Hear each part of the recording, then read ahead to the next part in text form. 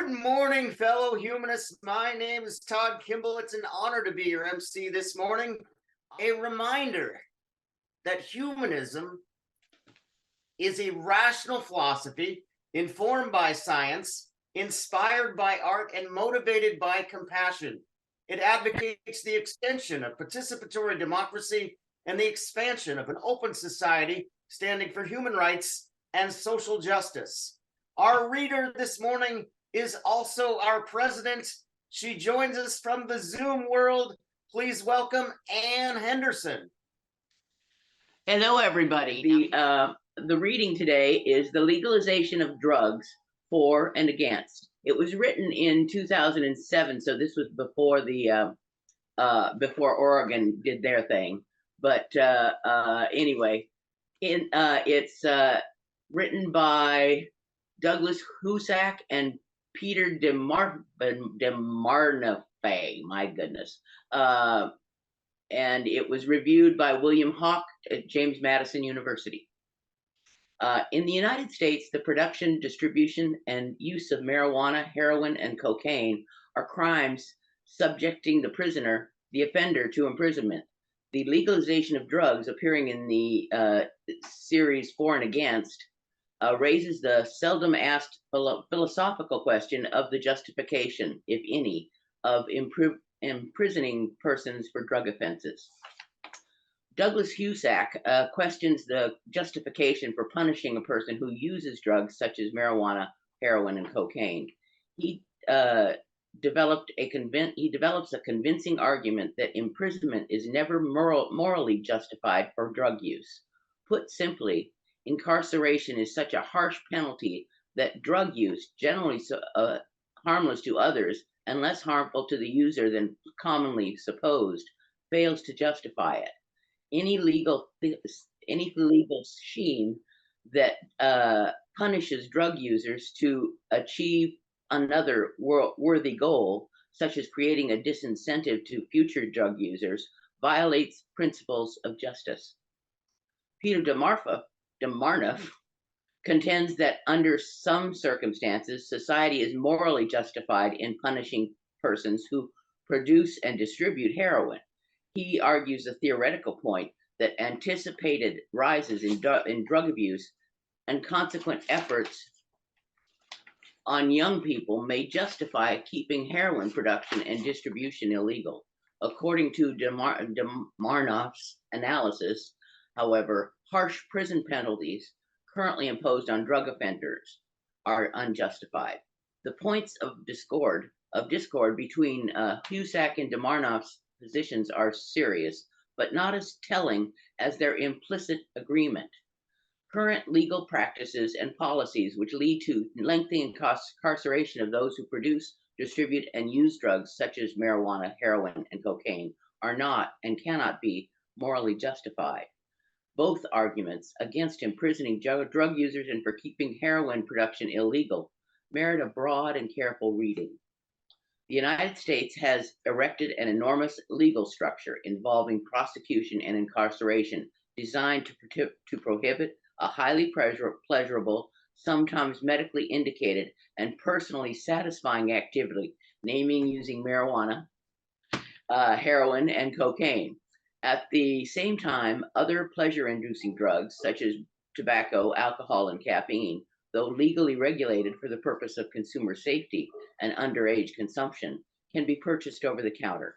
As a result, while the health and safety risks of cigarettes may be greater than those proven to accompany marijuana, one can buy cigarettes from a vending machine, but go to prison for smoking marijuana. A rational legal system, according to Husak, demands a convincing but as yet not forthcoming explanation of why one pleasurable drug subjects users to the risk of imprisonment while the other is accommodated in restaurants. Drug prohibitionists must face the problem that any health risk argument used to distinguish illicit drugs and subject offenders to prison sentences runs up against the known yet tolerated health risks of tobacco, as well as the additional health risks associated with incarceration.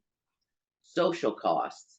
Arguments targeting heroin or cocaine runs up against the known yet tolerated social costs of alcohol, as well as the additional social costs of incarceration. Even if one were to accept that illicit drugs were more harmful or exacted greater social costs than tobacco and alcohol, and the empirical studies referred to in this text generally do not support this thesis. That difference proves insufficient to justify imprisoning producers, distributors, or especially users of illicit drugs. That's it. Thank you, Anne. A topical reading today leading us into this morning's discussion. Fully highlighting the bio of our presenter, Michael Beug, could take the entire meeting. So I will be brief, but I feel like I'm doing an injustice. Dr. Beug earned his Ph.D. in chemistry from the University of Washington. He has been a leading researcher of mushrooms, as well as an award-winning photographer of mushrooms for over 40 years. He spent 32 years at the Evergreen State College in Olympia, where he taught chemistry, environmental studies, mycology, and organic farming. Michael started mushrooming in 1968 and began photographing fungi in 1973. His photographs now appear in well over 80 books and articles on mushrooms. His specialties are the Ascomycota and the genus Ramaria,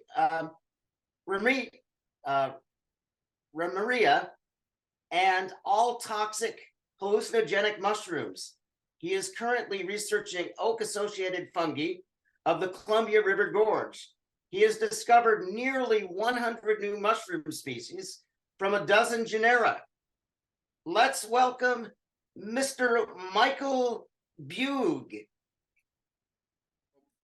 Today's talk, hallucinogenic mushrooms as entheogens, and how they've been used in recreation, mental health, and spirituality. And here I want to make an important distinction between the drugs we have just heard about.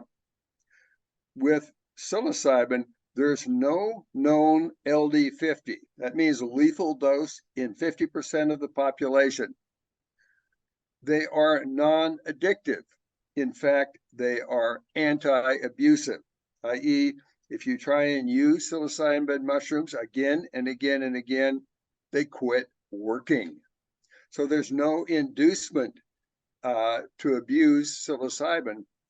But on the converse, as we're going to see, psilocybin mushrooms can help break the cycle of addiction to alcohol, can help decrease abusive behaviors, including spousal abuse, can make people feel more comfortable around each other and make people very relaxed. They were made illegal by Richard Nixon, primarily, in my view, because they were interfering with the Vietnam War. Nobody wanted to go out and kill other people. And so these mushrooms were introduced to North America fundamentally by R. Gordon Wasson, a New York banker who made a series of trips to Mexico and utilized these mushrooms under the watchful eye of a curandera, and then wrote in 1957 a Life magazine article about his experiences. And then by very soon, young folks and old folks as well from North America were flooding to Mexico, using this page out of the Life magazine article as a guide to the hallucinogenic mushrooms that could change their visions. And these include a Psilocybe silinginoides, a Psilocybe that's looks much like our Liberty Cat mushroom, Psilocybe mexicana, Psilocybe aztecorum, Psilocybe zapaticorum, and Psilocybe cereulescens, which is the mushroom that R. Gordon Wasson experienced when he was in Mexico. And here's the Psilocybe cereulescens in the flesh, taken by my mentor in Kit Skates Barnhart. Also in Mexico, is Psilocybe cubensis. This is the mushroom that has just been made legal for use under supervised conditions in Oregon because it's easily cultivated. It's very large, very distinctive, with well-known properties. But it was not a very highly valued mushroom to the people of Mexico, who much preferred the previous species that I illustrated. But when Timothy Leary went to Mexico, he had been charged with shaking up the psychology department at Harvard, along with his psychology teaching partner, Richard Alpert. And the mushroom that he consumed there and learned about was Psilocybe cubensis. And then on return to Harvard, he wanted to use this mushroom in experiments with his graduate students. And they turned into quite a series of sex orgies, which is not normal, not a normal effect for psilocybin and psilocin.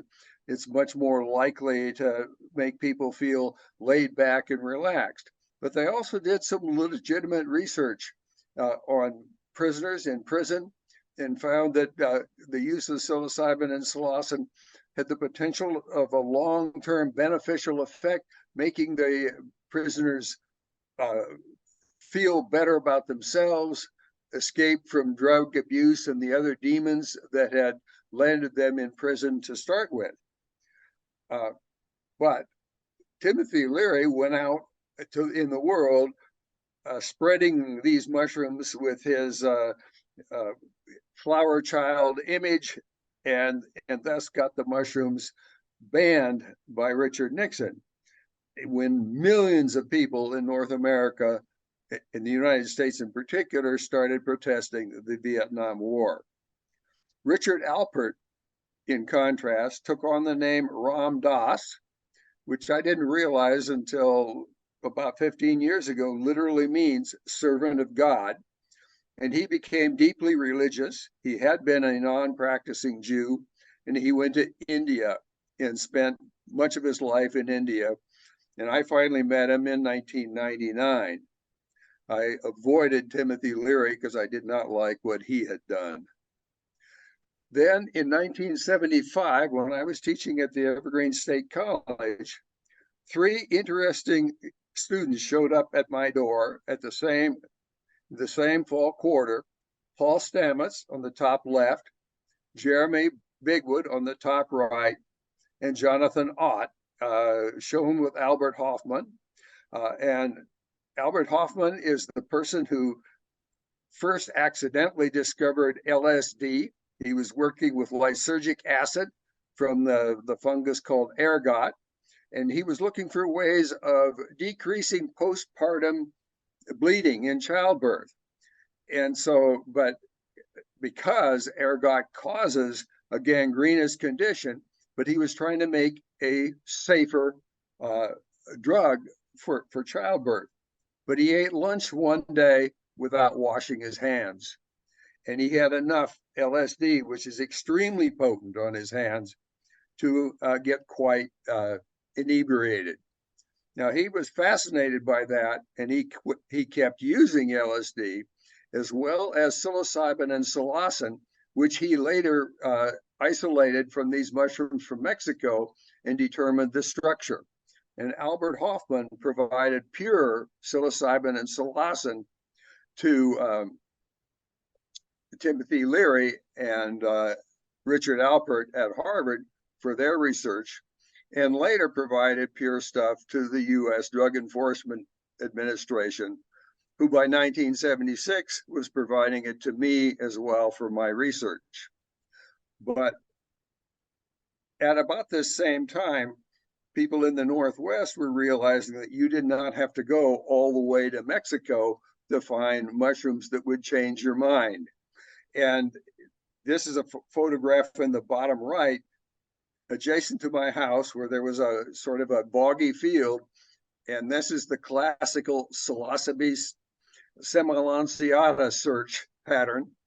Psilocybe semilanceata is a very abundant mushroom in our area, and it's consistently 1% by dry weight psilocybin, and it does not have psilocin.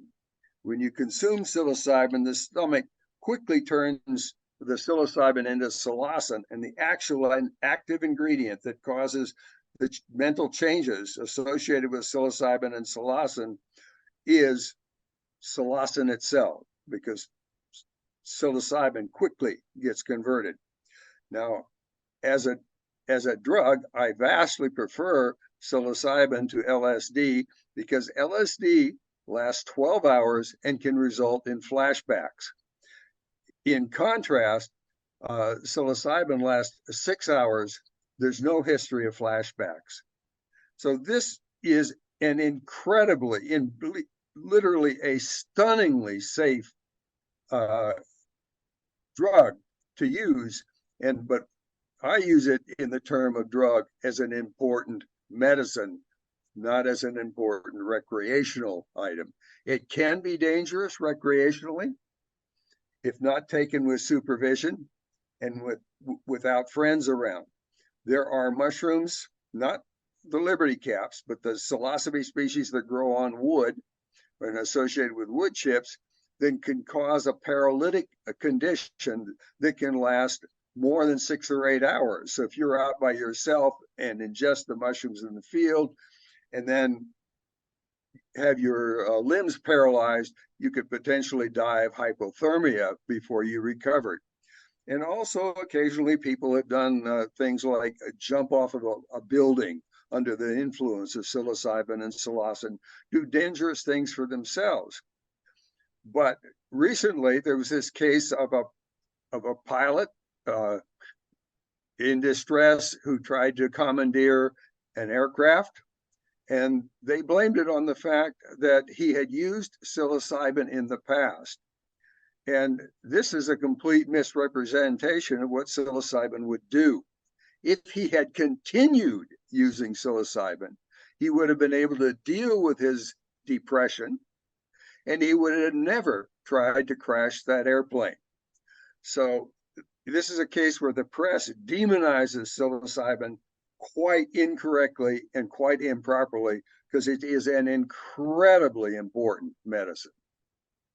So here is Psilocybe semilanceata, what it looks like. And after researching mushrooms for their content of psilocybin and psilocin for 10 years, my students kept telling me that I needed to try them once and see what they were all about. I had never tried them. In fact, I had never even been aware of the existence of psilocybin mushrooms until Paul and Jeremy and Jonathan showed up at my door. They weren't mentioned in any of my mushroom books. And I spent 10 years then seeing what mushrooms had psilocybin. And I had held a Schedule I drug license from the USDA from 1976 until I retired in 2001. But this is the mushroom that I chose to use the one time I did try the mushrooms, and I'll talk about that in a few minutes. And I used them just that one time. And I picked that because it's very consistent in the amount of psilocybin and psilocin, and very close to the same potency as the mushrooms that had been used in Mexico by the New York banker. So this is a very similar mushroom to the liberty cap, Psilocybe subfimentarius. It differs that it grows on manure, where the liberty cap grows in boggy pastures, never on manure. And it's fairly rare, but it is a potent hallucinogen at about 1% by dry weight, psilocybin and psilocin, which is the same as Psilocybe semilanceata. And then Psilocybe beocystis is a mushroom that showed up in the Pacific Northwest at about the time that Jeremy Bigwood showed up. And when he disappeared from the Northwest 6 years later, shortly thereafter, this mushroom is no longer seen.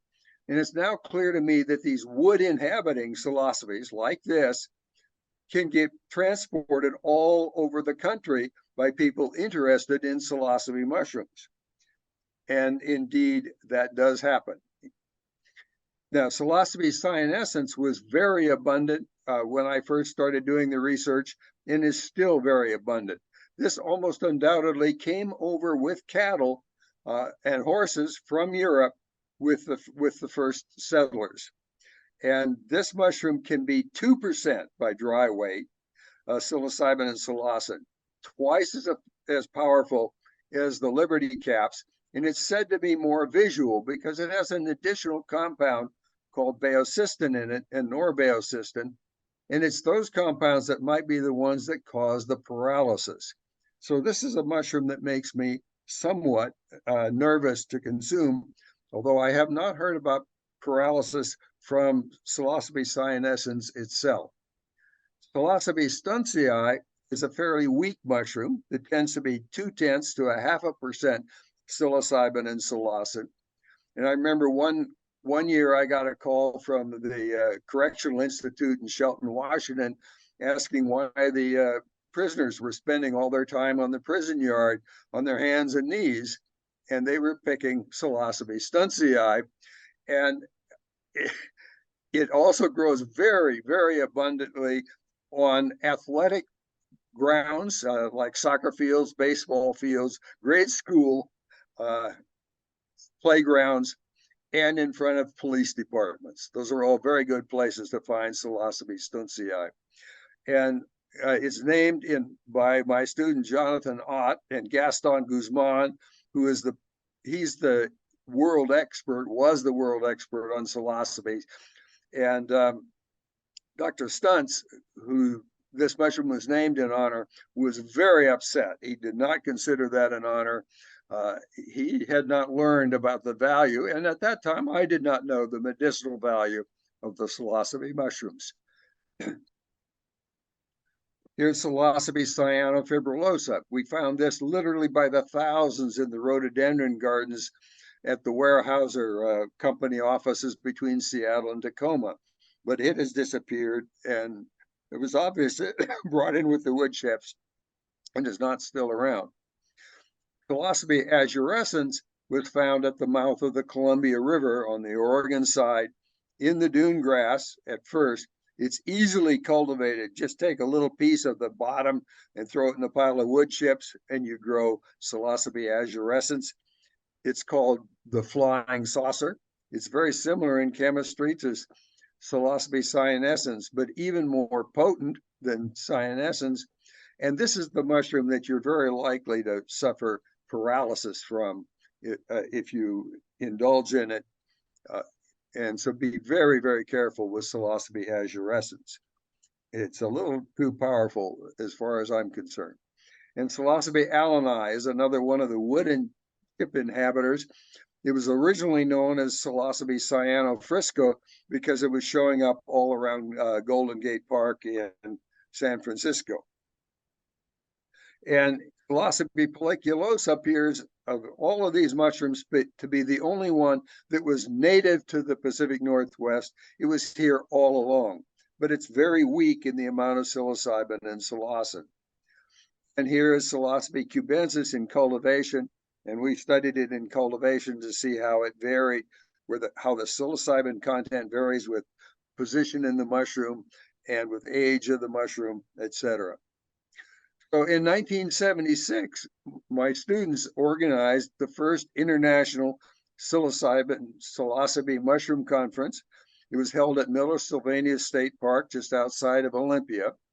The top left shows one of my graduate thesis professors, Dr. Scott Chilton, who researched Amanita muscaria, talking to Gaston Guzman from Mexico. The top right image shows two eager psilocybe mushroom researchers, Gary Menser and Dale Leslie, talking to Daniel Stuntz in the gray V-neck sweater with Gaston Guzman on the right. Bottom left, at the very far left, is Dr. Andrew Weil. He's the founder for the Center for Alternative Medicine at the University of Arizona. But he was the one who exposed the research that was going on with Timothy Leary and Richard Alpert, because he was an undergraduate at Harvard at the time, and he wanted access to the mushrooms. So he was at that conference, along with Gary Linkoff, who in the checkered shirt, Dr. Smith in the red hat was not at the conference, but he was a leading researcher. And Steve Pollack was a Texas medical doctor. And one day he was talking on the phone to Paul Stamets.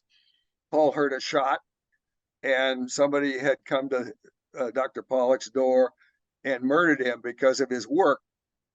And years later, in a used car, they found a recording in the back seat, and it was a Texas police officer who was talking about his assassination of Dr. Pollack because he was distributing and making psilocybin mushrooms available. And at the same time, there's a flood of books coming out. There's R. Gordon Wasson's book on soma, which focused on Amanita muscaria. Jonathan Ott had written about hallucinogenic plants of North America, and he was also chosen to translate Albert Hoffman's LSD book into English. And then The Mushroom Cultivator by Paul Stamets and Jeff Chilton, and The Psilocybe Mushrooms and Their Allies by Paul Stamets were the two senior thesis projects for Paul Stamets, because Paul worked with me exclusively for his entire 4-year undergraduate education. And he's the only student I've ever worked with, well, him and Jeremy Bigwood, for more than a year. And Jonathan Ott and Jeremy Bigwood together published Teonanacatl, and there's a couple of other books appearing in this same time period. But then the mushrooms kind of fade into the background, and we don't hear much more about them until research resumes in around 1999. I quit my own research in 1985, although I retained my license. And there are mushrooms like Pinealis here that should not have been in the Northwest. And interestingly, a local rhododendron grower was getting his horse manure from stables that brought up racehorses from Florida. And so in the summertime, he would get these mushrooms fruiting. He had quite a thriving business selling the Pinealis until he wound up in prison. But other Pinealis species, the ones that commonly grow on dung all over the Northwest, are not active, and you don't want to eat them. They won't kill you, but they're not pleasant, and they certainly are not mind-altering. Pinealis subalteatus, which grows on wood chip and grass, is mildly mind-altering. Pinealis fonsecii is commonly eaten by little kids, panicking the parents, but it is innocuous. It's not a problem. It doesn't contain any mind-altering substances. But there is a Canosabe, Canosabe cyanopus, that we have in the Northwest that is mind-altering, but other look-alike Canosabes will kill you. So it's really important to stay away from the brown-spored hallucinogenic mushrooms like this. And here's an example, Galerina marginata on the left, with a Psilocybe folliculosa on the right. I think they're very strikingly similar mushrooms. There has been one death from Galerina marginata by a girl from Spokane who came over to the Olympia area to pick wild mushrooms and got marginata instead. It contains amatoxins, the same toxins as the deadly poisonous Amanita phalloides, called the destroying angels and the death cap mushrooms. And here is Galerina marginata itself. So for people who want to collect their psilocybe mushrooms in the wild, it's really important to know how to distinguish a Galerina from a psilocybe and stay away from them. The Philiotina phalaris, which is also called Canosabe phalaris, and there's several lookalikes, also contain alpha-manatin and also grow mixed in with psilocybes in wood chips. So again, you have to be very careful what you're picking. And Gymnopolis aeruginosus, shown here, turns out to be the same mushroom as what we thought was Gymnopolis luteifolius, shown here. And you see a little bit of greenish on it, and blue on orange looks green. And so these are hallucinogenic mushrooms, but they're incredibly bitter. We also have a huge mushroom called Gymnopolis ventricosus, which has large spores, and a lookalike, Gymnopolis voigtkii, distinguished by smaller spores. On the East Coast, there's a lookalike that has psilocybin and psilocin, but it'll have a greenish stain. These are inactive, incredibly bitter, but people keep eating them, hoping to get high. Well, on the West Coast, that doesn't work. But some of Paludius species, which are for the most part edible, some have psilocybin and psilocin. And the law, by the way, says it doesn't matter whether you know you've picked a psilocybin mushroom or not. And this one in the picture is not obviously a hallucinogenic mushroom, and it is actually hallucinogenic, just barely. But you could wind up in prison if you were picking deer mushrooms to eat and got some of these. That's part of the stupidity of the current law. And we have anosabes that look like they stain blue at the base. This is Anosabe calamastrata. It's now been renamed to a new genus, but that bluish green coloration is not due to psilocybin and psilocin. It's a natural color of the mushroom, and almost all psilocybe mushrooms are loaded with muscarine.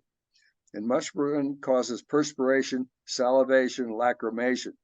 Your pupils shrink till you think you've gone blind, and then you don't make it to the bathroom because you're vomiting and diarrhea all of the way. But that only lasts about a week, but is rarely fatal. So now we come to the day I decided to try Liberty Caps. And my mentor, Kit Skates Barnhart, who's the honorary third grandmother of my children, desperately wanted to try them. And we were both going to Brighton Bush for the 1985, the last of those annual psilocybe mushroom conferences. One of the speakers was Terence McKenna, whose thesis was that psilocybe mushrooms were beings from Mars sent to enlighten us here on Earth. So there's a Psilocybe cubensis, which grows on dung there in the middle. Now that mushroom grows on any kind of dung, including elephant dung. So Terence's idea was these mushrooms, humans learned about them because in foraging, they'd see these big, delicious mushrooms. They're about as big as a portobello at times, growing on elephant dung, consume them, and have quite a vivid experience as a result. So while Terence was giving his lecture in the main hall at Brighton Bush, Kit Skates, myself, Gary Linkoff, who was then president of the North American Mycological Society, and the vice president of the North American Mycological Society, I won't give her name because I haven't shown her yet, and a safety, Maggie Rogers from Portland, a librarian who was a member of the Oregon Mycological Society. She was there to watch over us. So in my 1920s era cabin, surrounded by old growth forests in a drizzly rain, we each took 15 semilanceata mushrooms, which was the dose that should have produced a full-scale hallucinogenic visions for all four of us. And within a half hour, Gary Linkoff and the NAMA secretary, by the way, NAMA members were not allowed to have anything to do with mushrooms. In fact, I'm the only one who's ever been allowed to speak before NAMA about hallucinogenic mushrooms. That was 7 years ago. Anyway, they were tripping within a half hour. And Kit and I looked at each other, no effect. We were feeling absolutely nothing. And so Gary and Linnea left. And then Kit and I with Maggie, sat there and says, well, let's try 30 more each. We'd already had 15. So we went up to 45, which is a triple dose. And this is something that Roland Griffiths later would come to describe. 15 should have been a heroic dose. So 45 that Kit and I took was a triple heroic dose. And we waited and we waited and nothing happened. And Kit and I looked at each other and, well, I brought 200 mushrooms. So we split the rest of them and ate those. And we waited and we waited. Very disappointed after the appropriate amount of time. We walked over to the Brighton Bush Hall, and Terence McKenna was still droning on in his lecture. And we sat and listened. Gary Linkoff in the audience, higher than a kite, was just heckling the heck out of Terence. And as I sat there, Kit and I looking at each other, saying, we really wanted to have an effect. Somebody was passing around a bag of psilocybe cyanescens. So I reached in and took a handful of cyanescens and ate those. And at the end of the talk, we were walking out, and I was walking Kit and Maggie back to their cabin to say goodnight. And there was a guy standing on the front porch of the Brighton Bush Lodge in this grocery bag full of Psilocybe cubensis. So I took a double handful of the Psilocybe cubensis, and I munched those as we walked Kit and Maggie back to their cabin, said goodnight, and then I met up with David Repke, another Psilocybe researcher who was working on baeocystin and norbaeocystin.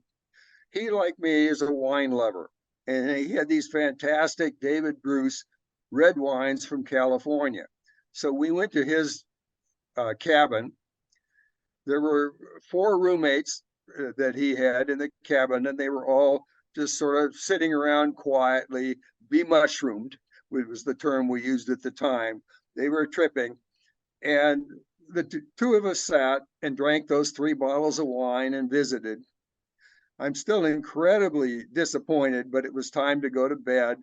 So I left his cabin, walked through this drizzly rain back to my cabin, laid down in my sleeping bag, turned the lights out, and left the planet.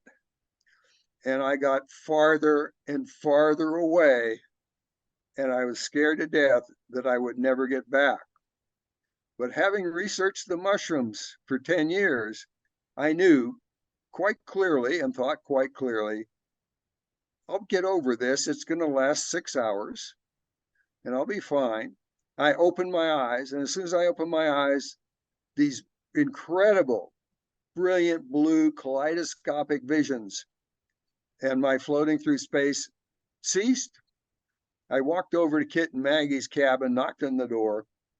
They got up, got dressed, came over to my cabin.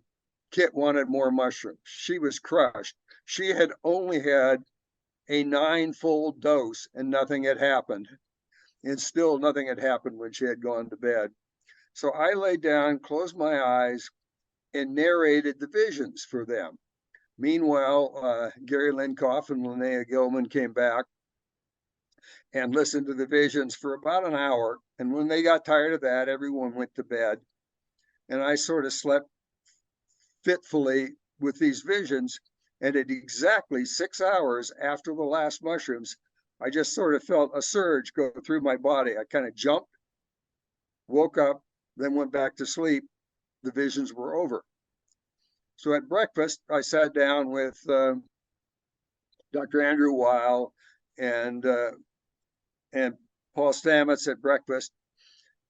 But I had to head home to my vineyard here in the Columbia River Gorge.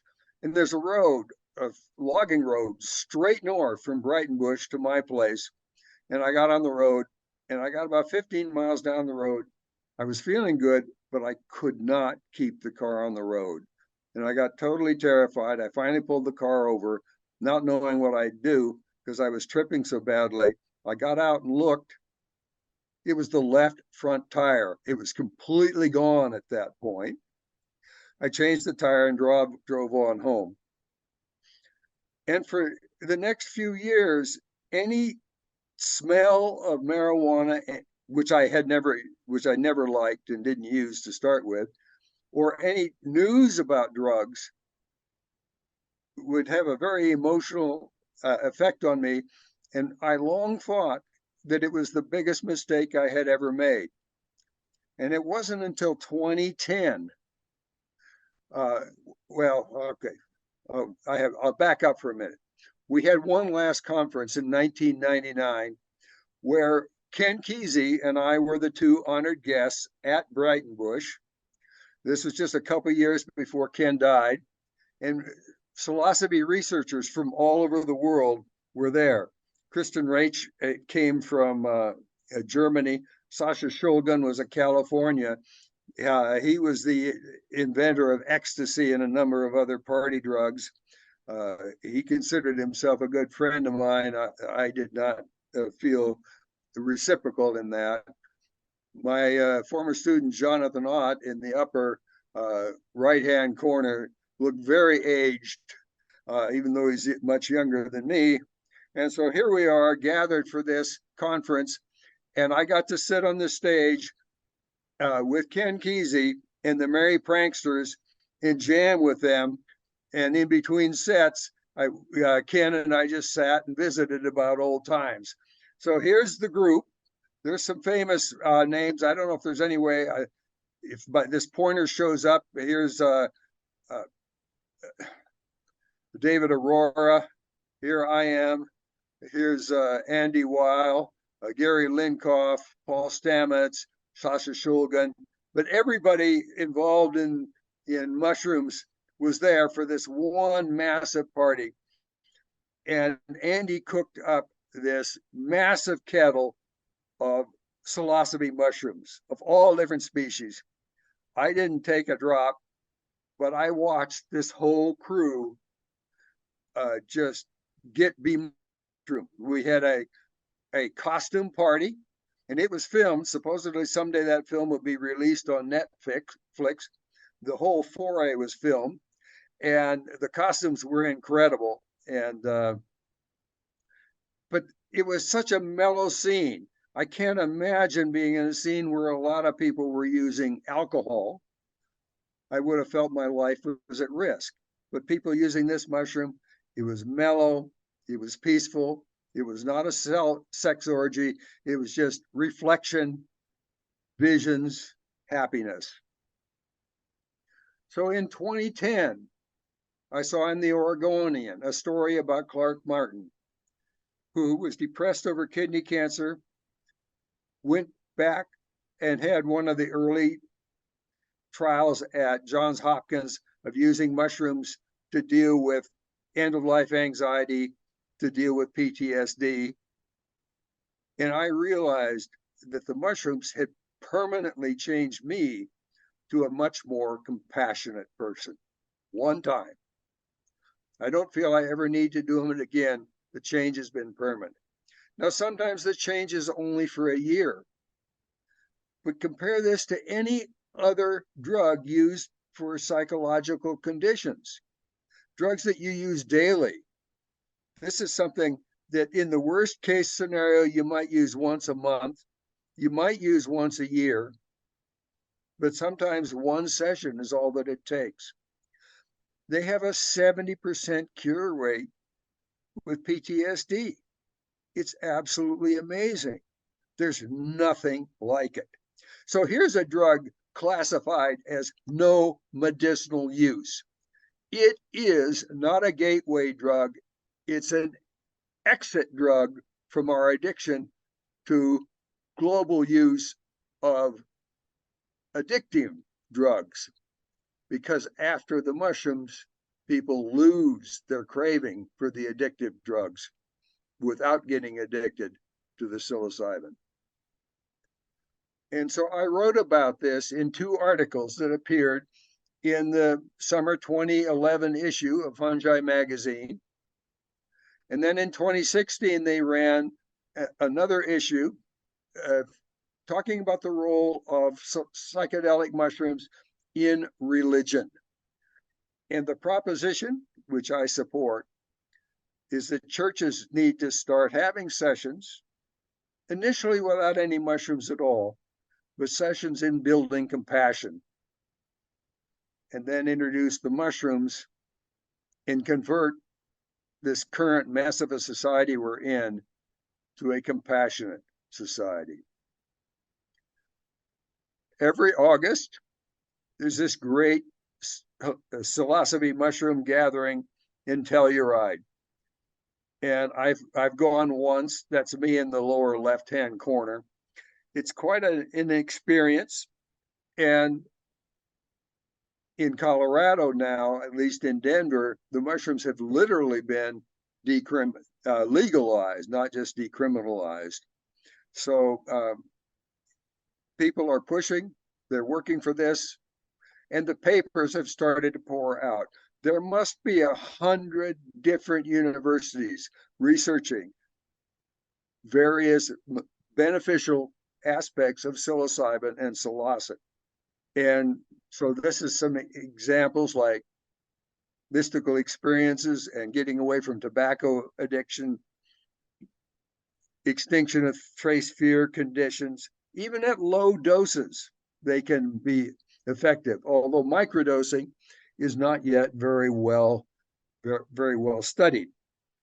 And this is the cover of a Newsweek magazine just a couple of years ago, calling these mushrooms the new Prozac. Well, I wouldn't even compare them to Prozac. They're in a whole different, much more amazing class. Michael Pollan, when he was writing How to Change Your Mind, would phone me regularly and we'd have long talks. And I got to have dinner with him in Berkeley when I was down there to give this talk to several different audiences in the Bay Area. Now, he experimented with all the different hallucinogens, but of them all, I place the mushrooms with psilocybin and psilocin as the most important one because of low toxicity. Some of the others have toxicity problems, no known flashbacks, no known deaths from the mushrooms other than, stupid material while you're stupid behavior when you're under the influence. And that's why I'm hesitant to see them totally legalized. But if people are going to use them, they should not be criminalized. But hopefully they will have someone to look out for them when they are experimenting. I thought about this sign that I like to use in my talk, and I might change it today to say, do feed hallucinogens to the alligators. You want them much more mellow and compassionate. So my goal in giving this talk, and I've given it all up and down the West Coast of North America, I've given it even in the Midwest, and I invited as many people across the country to join today to hear it again. We need to eliminate excessive loyalty to one's own nation, to one's own group, to one's religion, and emphasize empathy, kindness, and openness. I believe there is a real and significant religious role for psilocybin mushrooms. I myself do not go to any church. My church is in the old growth forests, and I have my cathedral, which I rarely take anyone else to, and my church, which I routinely take groups to look at mushrooms, enjoy the mushrooms, be in the woods, smell the smells, enjoy the beauty. And that's it. Thank you, Dr. Beug, for a very informative, very passionate and moving talk this morning. Also, beautiful pictures today. We have a number of questions that have already come in the chat. I'll start with the first question, though. It was great to see someone who really believes in the medicinal benefits of psilocybin. It's definitely helped a couple people close to me in recent years. So thank you for that. My question is, where are we in Oregon in terms of the facilities being open and operational for the guided mushroom usage? They opened this spring. This past spring. They're out there. I know people that are using them, and so Oregon is leading the way nationally and doing it right. And what I really like is they are using mushrooms, not the purified, isolated psilocybin and psilocin, and which now has been it's been patented. Let's put it that way. And I don't believe in patenting a natural product. They can't patent the mushroom. And so I really like the fact that Oregon is using Psilocybe cubensis.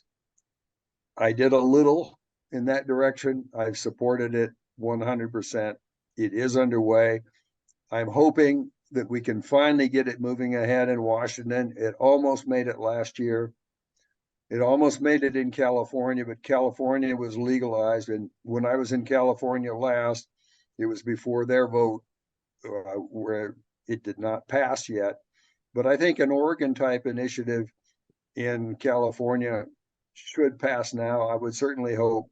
We are seeing some changes in the country, and we need to move. By the way, it has recently been demonstrated that if you use psilocybin in conjunction with medicinal mushrooms in cancer, psilocybin increases the effectiveness of the other medicinal mushrooms.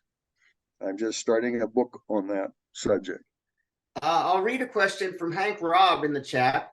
He asks, how do you account for not noticing for many years that you had become more compassionate following your experience with mushrooms?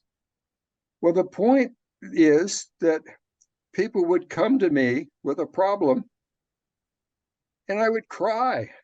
I'd get so emotional over the littlest things. And before the mushrooms, I was not nearly that emotional.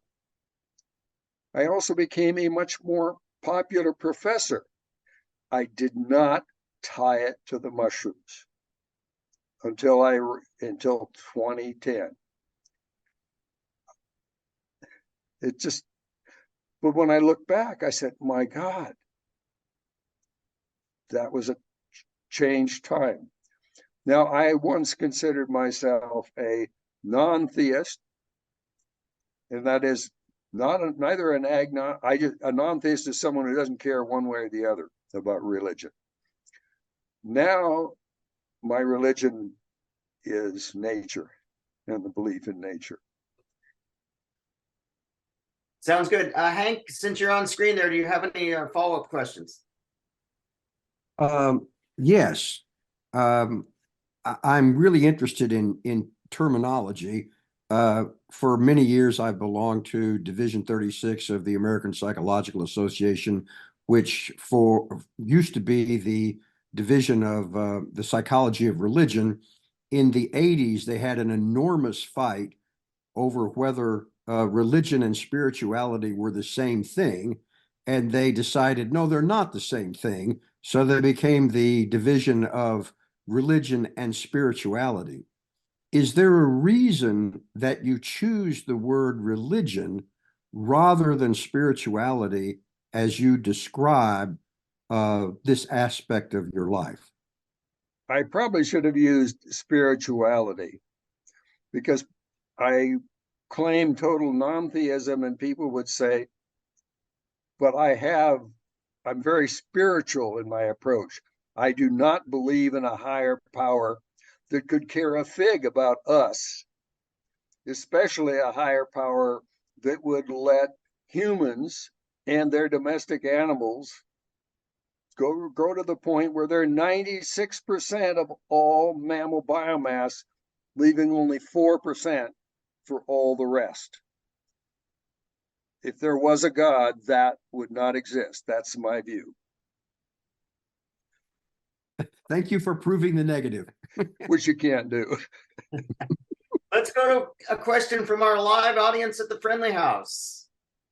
Hey there. A few weeks ago, one of my brothers said he had read, and I wish I could remember his source, that there was supposedly reported some irregular heart events that were connected, people who had, I don't know, arrhythmias or I don't know what, some kind of cardiovascular trouble associated with a good psilocybin event. Have you heard anything of the kind? I haven't seen that published, and I just finished my review of all the literature published on any medicinal mushroom since 2018. Now there had been reviews up to 2020 previously, so I didn't feel I needed to go earlier than 2018. And I didn't find anything. I did find 179 interesting papers, but no hint of what you just said. Okay, thanks. I'm curious about the photography that you showed in your presentation today. Incredibly detailed and beautiful. We have some photographers in our audience. It doesn't seem like it would be easy to get pictures of mushrooms that close up, and just with the technique that you did. Can you talk a little bit about the photography of mushrooms? Well, I started out using a Canon slide camera on a full bellows with a 100mm short mount telephoto lens and a whole bank of flashes. The whole unit must have weighed 25, 30 pounds. And it took very, very precise pictures. And then I finally, when I got too old to carry that around, I went to just a regular 35mm lens using a zoom lens, which gave me pretty sharp pictures. And then I bought a Sony Micro Four Thirds camera that's very light, and I could put it on a little tripod and do 20-second exposures with tremendous depth of field. But what came next is this. And this is a Google Pixel 6 Pro camera.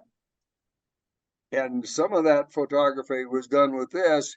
And this is all I use anymore. I put all my tripods away, even my little Micro Four Thirds camera is gone, because now I could put my little cell phone camera on a tripod and do some really amazing things with it. But I'm coming out with the second edition of my book, Mushrooms of Cascadia, an Illustrated Key, and I've probably got 100 photographs in it taken with this cell phone. And you wouldn't know that it wasn't done with stacking or some other fancy stuff on a 35mm camera. Just a couple months shy of 80 years old. I have this thing in my pocket every day. I would pass up mushrooms because I didn't want to get the camera out, set up the tripod, and do all that. Now, if I see something, I grab the camera, snap the picture, camera back in my pocket, bag the mushroom, take it back to my office where I'll do the microscopy and all the other work and dry it for science. But it has really increased my science and has not cost me a bit in quality of the image. Get a top of the line broken. Now this camera, it lists for about $1,000 when I got it. And my son had a Verizon family account, and I had him add me to the family account, and it cost me $25 for the camera. It's changed my life. I would spend $1,000 now that I've seen what it'll do. Fantastic. And you look amazing for 80 years old. So another benefit of mushrooms, potentially, youthfulness. And I'm sure all that exercise helps as well. How does my cancer surgery on my forehead from a few months ago look? Okay, let's go back to Hank Robb with another question. Since you just completed a review of the literature, again, in Division 36 of the American Psychological Association, there's quite a bit of discussion about substances and mystical experiences, and a lot of concern that insufficient data has been collected about potential downsides. And one of the things that's being discussed on a, well, I heard about this or this particular individual that I know it happened to kind of discussion, not particularly scientific, is that dementia in later years has been associated with some psychedelic substances. Did you run across anything that might confirm that? No. Let's go to Wayne first, and we'll come back to you, Jules, with a question. Yeah, I have a question. You mentioned that you used it on your scar tissue on your for your cancer. Is that something Yes. that is out available now, or? Well, no, I Yeah, make it. Okay, is it available on the market, or? No, it is not available on the market. I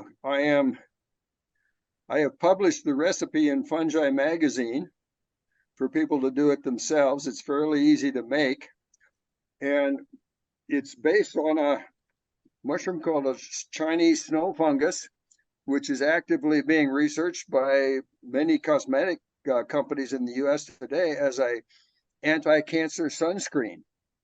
And so I just rehydrate that in a shiitake tea, and it makes sort of a like a thin honey-like substance. Mushroom extracts, depending on what I want to accomplish in there for either pain relieving or cancer, 10 to 14%.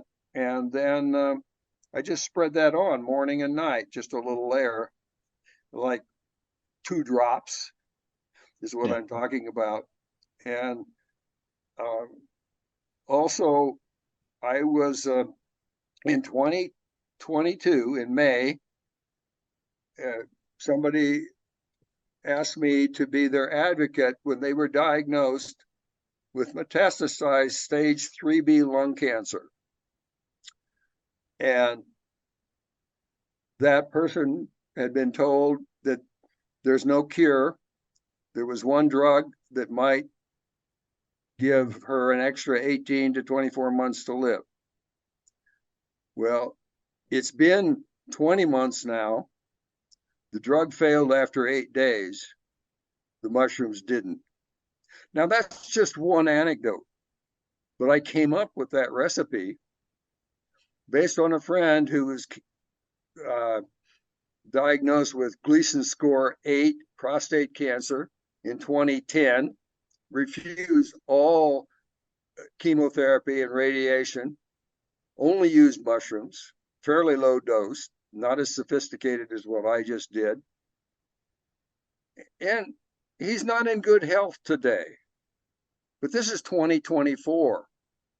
He was supposed to die in the fall of 2010.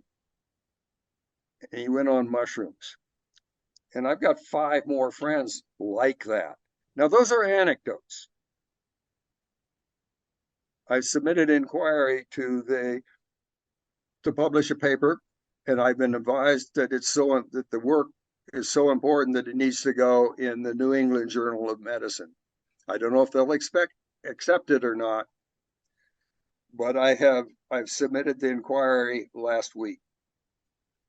Good. But I have changed the practice of 5 oncologists so far. Good for you. Thank you. Sounds great. We're learning about all kinds of health benefits today.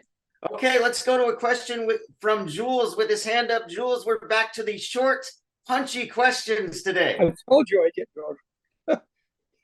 All right.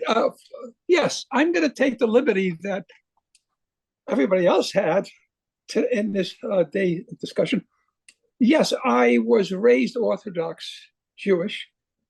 Over time, married to an English lit major, she reminded me that very few of us ever read the Bible. Because if you read it carefully, it was full of massive contradictions, and it's a fable. And the New Testament is no better. So I've outgrown that, and I became a botany major.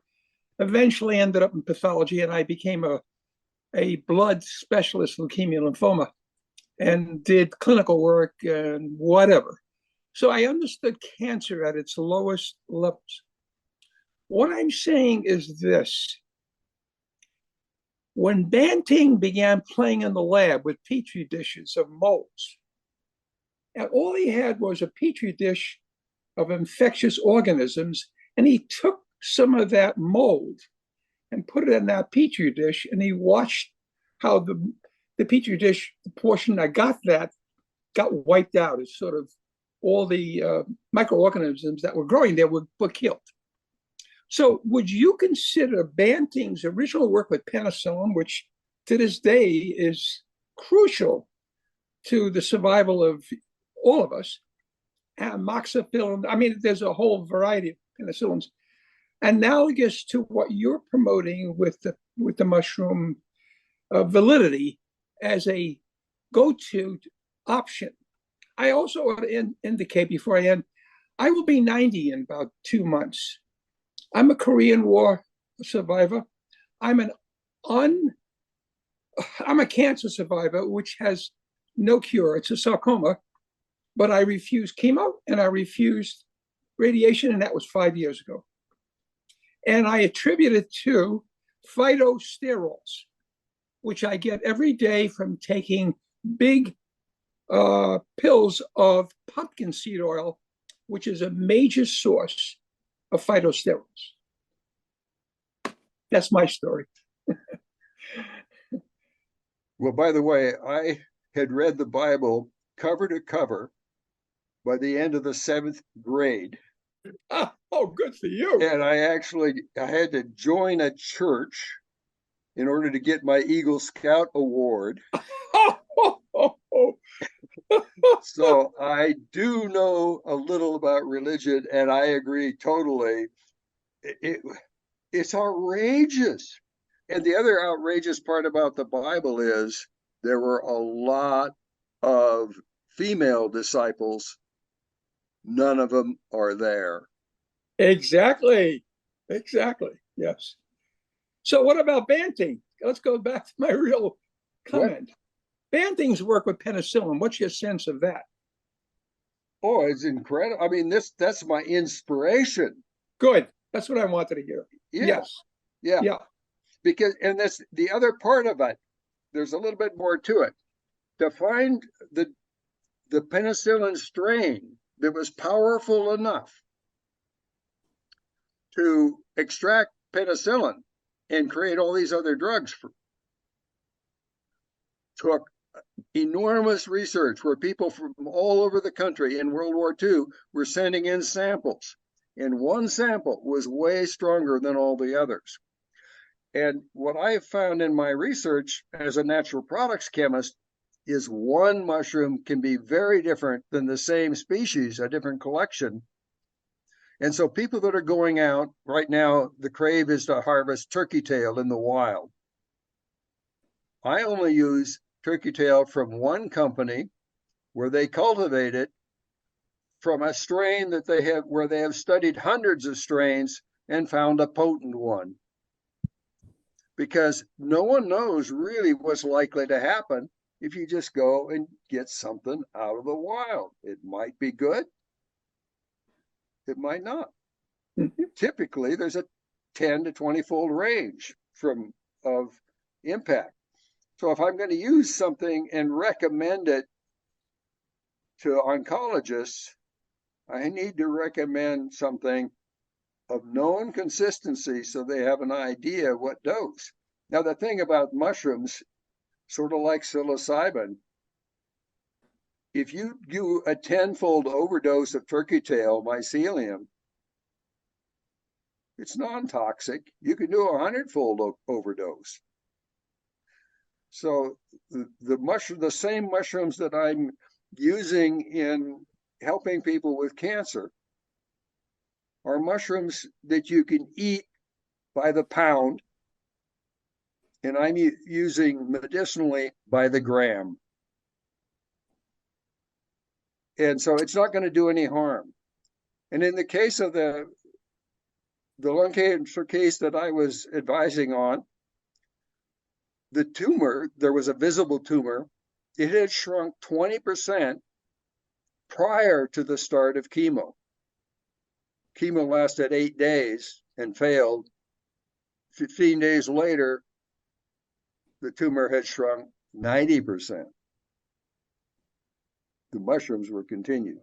There's a comment in the chat that relates to what you just said there, Dr. Beug. Hank writes, "How might I get the names of the 5 cancer treating physicians that have converted to a more mushroom treatment?" Well, I can't give those out online. I wish. 2 of them are in Portland, however. So the trick is, ask your oncologist if you can go ahead and use mushrooms. You can email me, and I do freely send out what I call something. I have no idea whether it's going to work or not. All I know is, of the people who've tried it so far, we've had 100% success, but it's a small number. It's kind of meaningless, but it's cheap and it's not going to hurt you. So why not? That's the approach I'm taking. Now, if these things were toxic and there was a risk, then we got something very different. Or if people quit going to their doctor and were doing this on their own, I would be upset. But this is something you can do as soon as you get a diagnosis,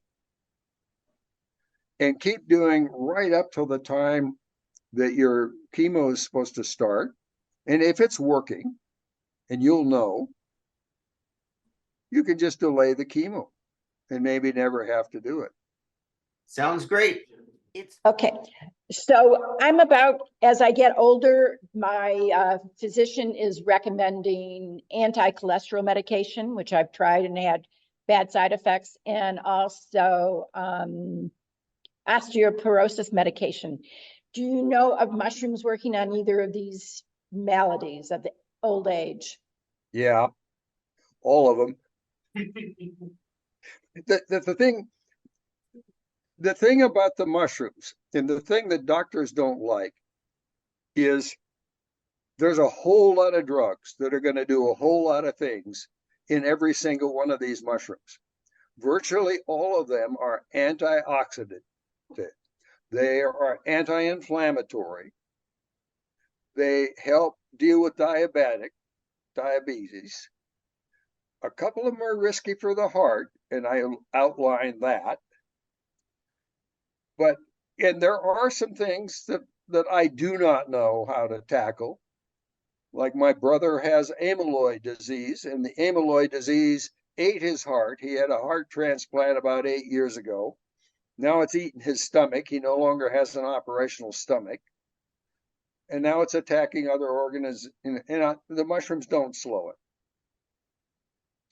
There's nothing magic, but the range of things that I've encountered that people use the mushrooms for, and it's the same species, is stunning to me. And that's why I take these turkey tail capsules of known and lion's mane routinely.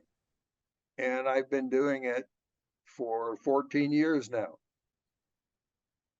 And I think I'm fairly sharp for a couple months short of 80, but I'm making mistakes. I do say things I don't realize I've said, or say things backwards. But I was doing that 40 years ago as well. I think it's a little bit worse. You're doing fantastic. We really enjoyed the presentation today, and we're going to end our Thank you. Q&A section with a question from Dave Danucci.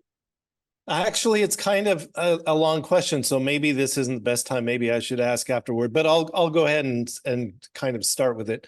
The kind of humanism is all about this idea of the way we're going to do best in this world is to see things as accurately as we can, see reality as it is, and kind of deal with it as we see it, or the best we can detect it through science, etc. Mushrooms, etc., seem to deform our perception of reality to some degree, and maybe not make it as accurate. But you've mentioned other attributes that it has. And for example, even those, I wonder, if humans have evolved to have certain kinds of reactions to certain things, taking a drug to change our reactions to those things, is that overall a beneficial thing, or is that just it'll make us feel better and it'll help some things, but will it help others? So it's kind of a big picture kind of question, I guess. Do you have any insight? I do have a thought about that. I mean, clearly for the 6 hours that you're under the influence of the mushroom, I'm going to agree with you totally. But afterwards, if you look, I was a National Institute of Health fellow, a graduate fellow. So the brain is constantly being reprogrammed and rewired. And much more actively, even at 80 and 90, than we would have believed even 5 years ago. And what the mushrooms are doing is reprogramming and rewiring the brain, but it's not an ongoing, and that rewiring occurs during the effect. And then we see the effect, the long afterwards. And one of the important rewiring effects is to make people more compassionate. I am not aware of any negative effects. Thank you so much, Dr. Beug, for an outstanding presentation. You opened our eyes to many things today, and I think gave us a lot of tips on quality health. So thank you so much for your effort this morning. It's my pleasure. I am glad to have had the opportunity.